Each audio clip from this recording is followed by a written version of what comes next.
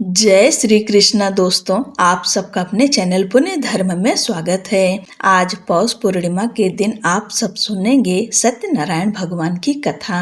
पौष मास की पूर्णिमा तिथि अत्यंत पावन और फलदायी मानी जाती है।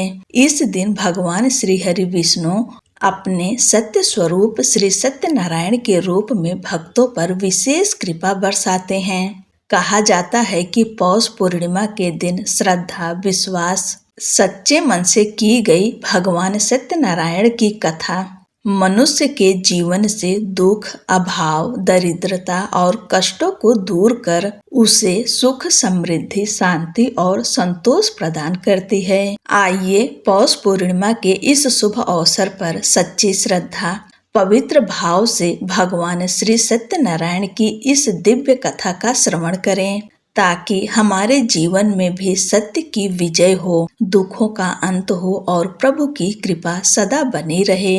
सत्यनारायण व्रत कथा का पहला अध्याय। एक समय की बात है, नैशिरण्य तीर्थ में शौनकादि 88,000 ऋषियों ने श्री सूत जी से पूछा, हे प्रभु, इस कलयुग में वेद विद्या रहित मनुष्यों को प्रभु भक्ति किस प्रकार मिल सकती है तथा उनका उद्धार कैसे होगा। हे मुनि श्रेष्ठ, कोई ऐसा तप बताइए जिससे थोड़े समय में ही पुण्य मिले और मनवांछित फल भी मिल जाए। इस प्रकार की कथा सुनने की हम इच्छा रखते हैं। सर्व शास्त्रों के ज्ञाता सूत जी बोले, हे वैष्णवों में पूज्य, आप सभी ने प्राणियों के हित की बात पूछी है, इसलिए मैं एक ऐसे श्रेष्ठ व्रत को आप लोगों को बताऊंगा जिसे नारद जी ने लक्ष्मी नारायण से पूछा था और लक्ष्मीपति ने मुनि श्रेष्ठ नारद जी से कहा था। आप सब इसे ध्यान से सुनिए। एक समय की बात है, योगी राज नारद जी दूसरों के हित की इच्छा के लिए अनेकों लोकों में घूमते हुए मृत्यु लोक में आ पहुँचे। यहाँ उन्होंने अनेक योनियों में जन्मे प्रायः सभी मनुष्यों को अपने कर्मों द्वारा अनेकों दुखों से पीड़ित देखा। उनका दुख देख नारद जी सोचने लगे कि कैसा यत्न किया जाए जिसके करने से निश्चित रूप से मानव के दुखों का अंत हो जाए। इसी विचार पर मनन करते हुए वह अपने विष्णु लोक में गए। वहाँ वह देवों के ईश नारायण की स्तुति करने लगे, जिनके हाथों में शंख, चक्र, गदा और पद्य थे, गले में वरमाला पहने हुए थे। स्तुति करते हुए नारद जी बोले, हे भगवान, आप अत्यंत शक्ति से संपन्न हैं, मन तथा वाणी भी आपको नहीं पा सकती है। आपका आदि, मध्य तथा अंत नहीं है।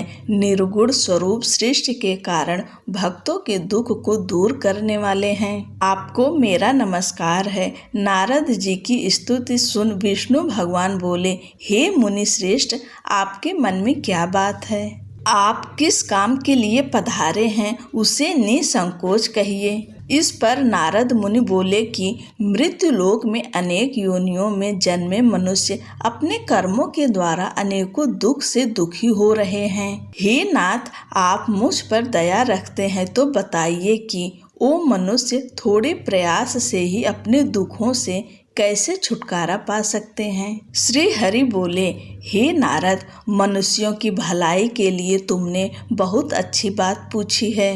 जिसके करने से मनुष्य मोह से छूट जाता है, वह बात मैं कहता हूँ, उसे सुनो। स्वर्ग लोक व मृत्यु लोक दोनों में एक दुर्लभ उत्तम व्रत है जो पुण्य देने वाला है। आज प्रेमवश होकर मैं उसे तुमसे कहता हूँ। श्री सत्यनारायण भगवान का यह व्रत अच्छी तरह विधान पूर्वक करके मनुष्य तुरंत ही यहाँ सुख भोग कर मरने पर मोक्ष पाता है। श्री हरि के वचन सुन नारद मुनि जी बोले कि उस व्रत का फल क्या है और उसका विधान क्या है? यह व्रत किसने किया था? इस व्रत को किस दिन करना चाहिए? सभी कुछ विस्तार से बताएं। नारद की बात सुनकर भगवान श्री हरि बोले, दुख व शोक को दूर करने वाला, यह सभी स्थानों पर विजय दिलाने वाला है। मानव को भक्ति व श्रद्धा के साथ शाम को श्री सत्यनारायण की पूजा धर्म परायण होकर ब्राह्मणों व बंधुओं के साथ करनी चाहिए। भक्ति भाव से ही नैवेद्य केले का फल, घी, दूध और गेहूं का आटा सवाया लें। गेहूं के स्थान पर साठी का आटा, शक्कर तथा गुड़ लेकर वह सभी भक्षण योग्य पदार्थों को मिलाकर भगवान को भोग लगाएं। ब्राह्मणों सहित बंधु बांधवों को भी भोजन कराएं, उसके बाद स्वयं भोजन करें। भजन कीर्तन के साथ भगवान की भक्ति में लीन हो जाएं। इस तरह से सत्यनारायण भगवान का यह व्रत करने पर मनुष्य की सारी इच्छाएं निश्चित रूप से पूरी होती है। इस कलिकाल अर्थात कलयुग में मृत्युलोक में मोक्ष का यही एक सरल उपाय बताया गया है। श्री सत्यनारायण व्रत कथा का पहला अध्याय समाप्त हुआ। बोलिए श्री सत्यनारायण भगवान की जय। सत्यनारायण भगवान व्रत कथा का दूसरा अध्याय। सूत जी बोले, हे ऋषियों, जिसने पहले समय में इस व्रत को किया था उसका इतिहास कहता हूँ, ध्यान से सुनो। सुंदर काशीपुरी नगरी में एक अत्यंत निर्धन ब्राह्मण रहता था। भूख प्यास से परेशान वह धरती पर घूमता रहता था। ब्राह्मणों से प्रेम करने वाले भगवान ने एक दिन ब्राह्मण का वेश धारण कर उसके पास जाकर पूछा, हे विप्र, नित्य दुखी होकर तुम पृथ्वी पर क्यों घूमते हो? दीन ब्राह्मण बोला, मैं निर्धन ब्राह्मण हूँ, भिक्षा के लिए धरती पर घूमता हूँ। हे भगवान, यदि आप इसका कोई उपाय जानते हो तो बताइए। वृद्ध ब्राह्मण कहता है कि सत्यनारायण भगवान मनोवांछित फल देने वाले हैं, इसलिए तुम उनका पूजन करो। इसे करने से मनुष्य सभी दुखों से मुक्त हो जाता है। वृद्ध ब्राह्मण बनकर आए सत्यनारायण भगवान उस निर्धन ब्राह्मण को व्रत का सारा विधान बताकर अंतर्ध्यान हो गए। ब्राह्मण मन ही मन सोचने लगा कि जिस व्रत को वृद्ध ब्राह्मण करने को कह गए हैं, मैं उसे जरूर करूँगा। यह निश्चय करने के बाद उसे रात में नींद नहीं आई और वह सवेरे उठकर सत्यनारायण भगवान के व्रत का निश्चय कर भिक्षा के लिए चला गया। उस दिन निर्धन ब्राह्मण को भिक्षा में बहुत धन मिला, जिससे उसने बंधु बांधवों के साथ मिलकर श्री सत्यनारायण भगवान का व्रत संपन्न किया। भगवान सत्यनारायण का व्रत संपन्न करने के बाद वह निर्धन ब्राह्मण सभी दुखों से छूट गया और अनेक प्रकार की संपत्तियों से युक्त हो गया। उसी समय से यह ब्राह्मण हर माह इस व्रत को करने लगा। इस तरह से सत्यनारायण भगवान के व्रत को जो मनुष्य करेगा वह सभी प्रकार के पापों से छूटकर मोक्ष को प्राप्त होगा। जो मनुष्य इस व्रत को करेगा वह भी सभी दुखों से मुक्त हो जाएगा। सूत जी बोले कि इस तरह से नारद जी से नारायण जी का कहा हुआ श्री सत्यनारायण व्रत को मैंने तुमसे कहा।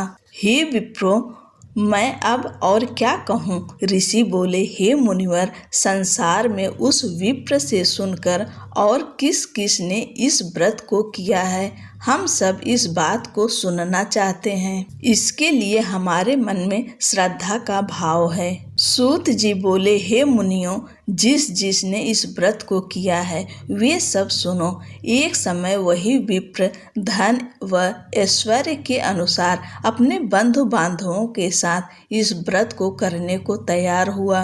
उसी समय एक लकड़ी बेचने वाला बूढ़ा आदमी आया और लकड़ियां बाहर रखकर अंदर ब्राह्मण के घर में गया। प्यास से दुखी वह लकड़हारा उनको व्रत करते देख विप्र को नमस्कार कर पूछने लगा कि आप यह क्या कर रहे हैं? तो उन्होंने बताया कि व्रत कर रहा हूँ तथा इसे करने से क्या फल मिलेगा, कृपया मुझे भी बताएं।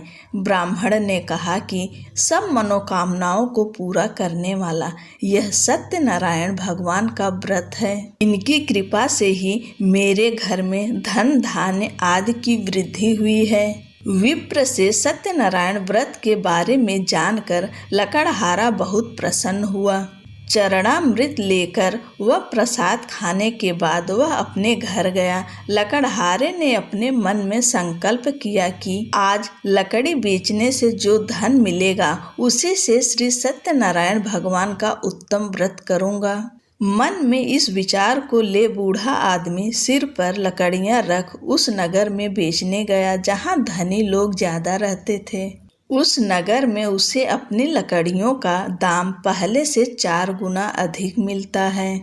बूढ़ा प्रसन्नता के साथ दाम लेके केले, शक्कर, घी, दूध, दही और गेहूं का आटा ले और सत्यनारायण भगवान के व्रत की अन्य सामग्रियां लेकर अपने घर गया।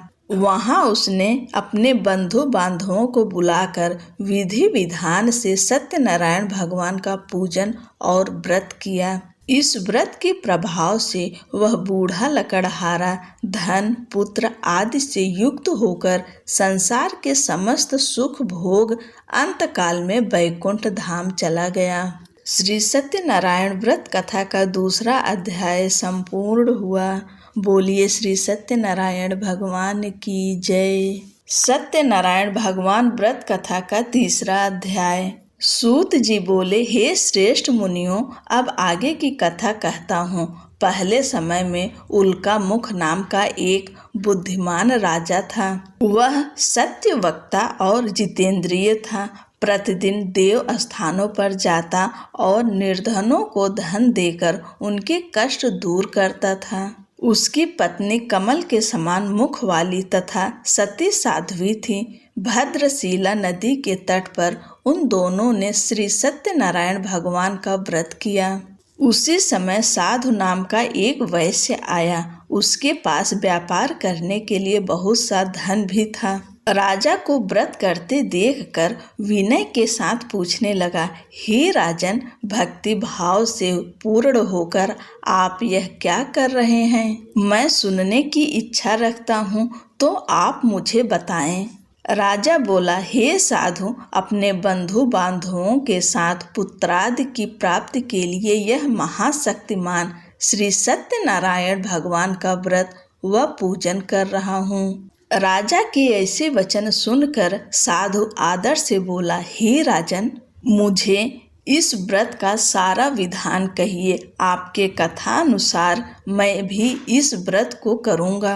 मेरी भी संतान नहीं है और इस व्रत को करने से निश्चित रूप से मुझे संतान की प्राप्ति होगी। राजा से व्रत का सारा विधान सुन व्यापार से निवृत्त हो वह अपने घर गया। साधु वैश्य ने अपनी पत्नी को संतान देने वाले इस व्रत का वर्णन कह सुनाया और कहा कि जब मेरी संतान होगी तब मैं इस व्रत को करूँगा।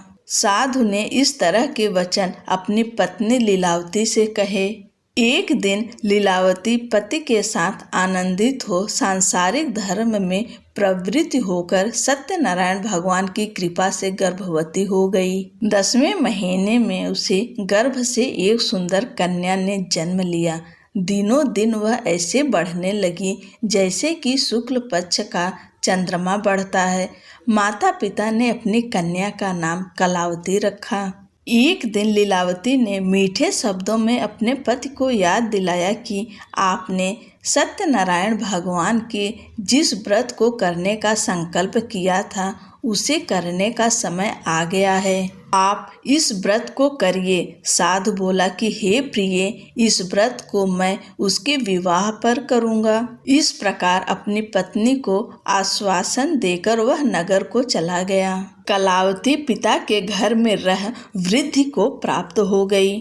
साधु ने एक बार नगर में अपनी कन्या को सखियों के साथ देखा तो तुरंत ही दूत को बुलाया और कहा कि मेरी कन्या के योग्य वर देख कर आओ। साधु की बात सुनकर दूत कंचन नगर में पहुंचा और वहां देखभाल कर लड़की से सुयोग्य वाणिक पुत्र को ले आया। सुयोग्य लड़के को देख साधु ने बंधु बांधवों को बुलाकर अपनी पुत्री का विवाह कर दिया। लेकिन दुर्भाग्य की बात ये कि साधु ने अभी भी श्री सत्यनारायण भगवान का व्रत नहीं किया।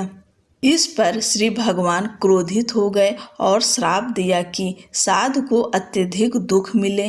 अपने कार्य में कुशल साधु बनिया जमाई को लेकर समुद्र के पास स्थित होकर रत्नासारपुर नगर में गया। वहां जाकर दामाद ससुर दोनों मिलकर चंद्रकेतु राजा के नगर में व्यापार करने लगे। एक दिन भगवान सत्यनारायण की माया से एक चोर राजा का धन चुराकर भाग रहा था। उसने राजा के सिपाहियों को अपना पीछा करते देख चुराया हुआ धन वहां रख दिया जहां साधु अपने जमाई के साथ ठहरा हुआ था। राजा के सिपाहियों ने साधु वैश्य के पास राजा का धन पड़ा देखा तो वह ससुर जमाई दोनों को बांधकर प्रसन्नता से राजा के पास ले गए और कहा कि उन दोनों चोरों को हम पकड़ लाएं, आप आगे की कार्यवाही की आज्ञा दें। राजा की आज्ञा से उन दोनों को कठिन कारावास में डाल दिया गया और उनका सारा धन भी उनसे छीन लिया गया। श्री सत्यनारायण भगवान के श्राप से साधु की पत्नी भी बहुत दुखी हुई। घर में जो धन रखा था उसे चोर चुरा ले गए। शारीरिक तथा मानसिक पीड़ा व भूख प्यास से अति दुखी हो अन्न की चिंता में कलावती ने ब्राह्मण के घर गई। वहां उसने श्री सत्यनारायण भगवान व्रत होते देख फिर कथा भी सुनी। वह प्रसाद ग्रहण कर वह रात को घर वापस आई। माता ने कलावती से पूछा कि हे पुत्री, अब तक तुम कहाँ थी, तेरे मन में क्या है? कलावती ने अपने माता से कहा, हे माता, मैंने एक ब्राह्मण के घर में श्री सत्यनारायण भगवान का व्रत देखा है। कन्या के ऐसे वचन सुन लीलावती भगवान के पूजन की तैयारी करने लगी। लीलावती ने परिवार व बंधुओं सहित सत्यनारायण भगवान का पूजन किया और उनसे वर मांगा कि मेरे पति तथा जमाई शीघ्र घर आ जाएं। साथ ही यह भी प्रार्थना की हम सब का अपराध क्षमा करें। श्री सत्यनारायण भगवान इस व्रत से संतुष्ट हो गए और राजा चंद्रकेतु को सपने में दर्शन दे कहा कि हे राजन, तुम उन दोनों वैश्यों को छोड़ दो और तुमने उनका जो धन लिया है उसे वापस कर दो। अगर ऐसा नहीं किया तो मैं तुम्हारा धन, राज्य व संतान सभी को नष्ट कर दूंगा। राजा को यह सब कहकर वह अंतर्ध्यान हो गए। प्रातः काल सभा में राजा ने अपना सपना सुनाया। फिर बोले कि बड़े पुत्रों को कैद से मुक्त कर सभा में लाओ। दोनों ने आते ही राजा को प्रणाम किया। राजा मीठी वाणी में बोला, हे महानुभावों, भाग्यवश ऐसा कठिन दुख तुम्हें प्राप्त हुआ है, लेकिन अब तुम्हें कोई भय नहीं है। ऐसा कह राजा ने उन दोनों को नए वस्त्राभूषण भी पहनाए और जितना धन उनका लिया था उससे दुगुना धन वापस कर दिया। दोनों वैश्य अपने घर को चल दिए। श्री सत्यनारायण व्रत कथा का तीसरा अध्याय संपूर्ण हुआ। बोलिए श्री सत्यनारायण भगवान की जय। सत्यनारायण भगवान व्रत कथा का चौथा अध्याय। सूत जी बोले, वैश्य ने मंगलाचार कर अपनी यात्रा आरंभ की और अपने नगर की ओर चल दिए। उनके थोड़ी दूर जाने पर एक दंडी वेशधारी श्री सत्यनारायण ने उनसे पूछा, हे साधु, तेरी नाव में क्या है? अभिवाड़ी बड़ी हंसता हुआ बोला, हे दंडी, आप क्यों पूछते हो? क्या धन लेने की इच्छा है? मेरी नाव में तो बेल व पत्ते भरे हुए हैं। वैश्य के कठोर वचन सुन भगवान बोले, तुम्हारा वचन सत्य हो। दंडी ऐसे वचन कह वहां से दूर चले गए। कुछ दूर जाकर समुद्र के किनारे बैठ गए। दंडी के जाने के बाद साधु वैश्य ने नित्य क्रिया के पश्चात नाव को ऊंची उठते देखकर अचंभा माना और नाव में बेल पत्ते आदि देख वह मूर्छित हो जमीन पर गिर पड़ा। मूर्छा खुलने पर वह अत्यंत शोक में डूब गया तथा उसका दामाद बोला कि आप शोक न मनाएं, यह दंडी का शाप है, इसलिए हमें उनकी शरण में जाना चाहिए, तभी हमारी मनोकामना पूरी होगी। दामाद की बात सुनकर वह दंडी के पास पहुंचा और अत्यंत भक्ति भाव नमस्कार करके बोला, मैंने आपसे जो असत्य वचन कहे थे उनके लिए मुझे क्षमा करें। ऐसा कहकर महान शोकातुर हो रोने लगा। तब दंडी भगवान बोले, हे बड़े पुत्र, मेरी आज्ञा से बार बार तुम्हें दुख प्राप्त हुआ है। तू मेरी पूजा से विमुख हुआ। साधु बोला, हे भगवान, आपकी माया से ब्रह्मा आदि देवता भी आपके रूप को नहीं जानते, तब मैं अज्ञानी कैसे जान सकता हूँ। आप प्रसन्न होइए, अब मैं सामर्थ्य के अनुसार आपकी पूजा करूँगा। मेरी रक्षा करो और पहले के समान नौका में धन भर दो। साधु वैश्य के भक्ति पूर्वक वचन सुनकर भगवान प्रसन्न हो गए और उसकी इच्छा अनुसार वरदान देकर अंतर्ध्यान हो गए। ससुर जमाई जब नाव पर आए तो नाव धन से भरी हुई थी। फिर वहीं अपने अन्य साथियों के साथ सत्यनारायण भगवान का पूजन कर अपने नगर को चल दिए। जब नगर के नजदीक पहुँचे तो दूत को घर पर खबर करने के लिए भेज दिया। दूत साधु की पत्नी को प्रणाम कर कहता है कि मालिक अपने दामाद सहित नगर के निकट आ गए हैं। दूत की बात सुन साधु की पत्नी लीलावती ने बड़े हर्ष के साथ सत्यनारायण भगवान का पूजन कर अपनी पुत्री कलावती से कहा कि मैं अपने पति के दर्शन को जाती हूँ। तू कार्य पूर्ण कर शीघ्र आ जा। माता के ऐसे वचन सुन कलावती जल्दी से प्रसाद छोड़ अपने पति के पास चली गई। प्रसाद की अवज्ञा के कारण श्री सत्यनारायण भगवान रुष्ट हो गए और नाव सहित उसके पति को पानी में डुबो दिया। कलावती अपने पति को वहां न पाकर रोती हुई जमीन पर गिर गई। नौका को डूबा हुआ देख वह कन्या को रोता देख साधु दुखी होकर बोला, हे प्रभु, मुझसे तथा मेरे परिवार से जो भूल हुई है उसे क्षमा करें। साधु के दीन वचन सुनकर श्री सत्यनारायण भगवान प्रसन्न हो गए और आकाशवाणी हुई, हे साधु, तेरी कन्या मेरे प्रसाद को छोड़कर आई है, इसलिए उसका पति अदृश्य हो गया है। यदि वह घर जाकर प्रसाद खाकर लौटती है तो इसे इसका पति अवश्य मिलेगा। ऐसी आकाशवाणी सुन कलावती घर पहुंचकर प्रसाद खाती है और फिर आकर अपने पति के दर्शन करती है। उसके बाद साधु अपने बंधु बांधवों सहित श्री सत्यनारायण भगवान का विधि विधान से पूजा करता है। इस लोक का सुख भोग कर अंत में स्वर्ग को जाता है। श्री सत्यनारायण व्रत कथा का चौथा अध्याय संपूर्ण हुआ।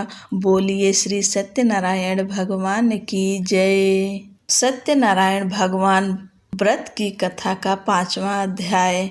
सूत जी बोले, हे ऋषियों, मैं और भी एक कथा सुनाता हूँ, उसे भी ध्यान पूर्वक सुनो। प्रजा पालन में लीन तुंगध्वज नाम का एक राजा था। उसने भी भगवान का प्रसाद त्याग कर बहुत ही दुख सहन किया। एक बार वन में जाकर वन्य पशुओं को मारकर वह बड़ के पेड़ के नीचे आ गया। वहाँ उसने ग्वालों को भक्ति भाव से अपने बंधुओं सहित सत्यनारायण भगवान का पूजन करते देखा। अभिमानवश राजा ने उन्हें देखकर भी पूजा स्थान में नहीं गया और ना ही उसने भगवान को नमस्कार किया। ग्वालों ने राजा को प्रसाद दिया, लेकिन उसने वह प्रसाद नहीं खाया और प्रसाद को वहीं छोड़ अपने नगर को चला गया। जब वह नगर में पहुंचा तो वहां सब कुछ तहस नहस हुआ पाया, तो वह शीघ्र ही समझ गया कि यह सब भगवान ने ही किया है। वह दोबारा ग्वालों के पास पहुंचा और विधि पूर्वक पूजा करके प्रसाद खाया तो श्री सत्यनारायण भगवान की कृपा से सब कुछ पहले जैसा हो गया। दीर्घ काल तक सुख भोगने के बाद मरणोपरांत उसे स्वर्गलोक की प्राप्ति हुई। जो मनुष्य परम दुर्लभ इस व्रत को करेगा तो भगवान सत्यनारायण की अनुकंपा से उसे धन धान्य की प्राप्ति होगी। निर्धन धनी हो जाता है और भय मुक्त हो जीवन जीता है। संतानहीन मनुष्यों को संतान सुख मिलता है और सारे मनोरथ पूर्ण होने पर मानव अंत काल में वैकुंठ धाम को जाता है। सूत जी बोले, जिन्होंने पहले इस व्रत को किया है, अब उनके दूसरे जन्म की कथा कहता हूँ। वृद्ध सतानंद ब्राह्मण ने सुदामा का जन्म लेकर मोक्ष की प्राप्ति की। लकड़हारे ने अगले जन्म में निषाद बनकर मोक्ष प्राप्त किया। उल्का मुख नाम का राजा दशरथ होकर वैकुंठ को गए। साधु नाम की वैश्य ने मोर ध्वज बनकर अपने पुत्र को आरे से चीरकर मोक्ष पाया। महाराज तुंगध्वज ने स्वयंभू होकर भगवान में भक्ति युक्त हो कर्म कर मोक्ष पाया। श्री सत्यनारायण व्रत कथा का 5वां अध्याय संपूर्ण हुआ। बोलिए श्री सत्यनारायण भगवान की जय। पूरी कथा श्रवण करने के लिए आपका धन्यवाद। भगवान श्री सत्यनारायण की कृपा से आपकी हर मनोकामनाएं पूरी हो। आपको जीवन में जो कुछ भी चाहिए भगवान सब पूर्ण करें। आपका जीवन खुशियों से भरा हुआ हो। चैनल को लाइक शेयर कर दीजिए, सब्सक्राइब करना ना भूलें। जय श्री कृष्णा। राधे राधे।